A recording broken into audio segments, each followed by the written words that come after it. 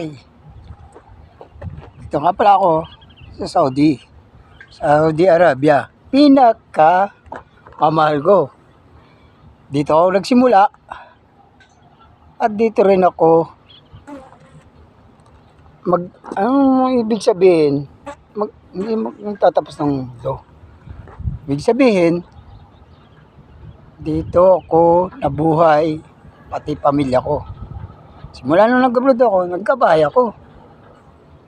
Ngayon, may pangarap ako, kaya ako bumalik dito sa Saudi. Kahit maliit ang sahod, hindi katulad ng ibang bansa, malaki. Dito, tiyagaan lang, pero malaki nga ang sahod sa ibang bansa. Hindi naman libre pagkain dito. Libre pagkain, libre bahay, kuryente. Tulog ka lang. Araw tulog, kain, trabaho, ganun lang. Nasa sa'yo yan pag hindi ka nakapag-ipon. Pag hindi ka nakapag-ipon, ay luho ang ginagawa mo sa buhay mo.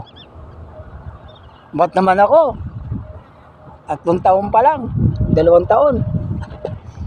Nagkaroon ako ng bahay at lupa. Hindi yung sunod-sunod sila ng luho. Padala doon lahat, doon. Oo. Nagkamali nga ako nung una. Pero sa pangalawa, pagkakataon kong bumalik dito sa Saudi, malabo na yon. Malabo na yung style ng mga nangungutang.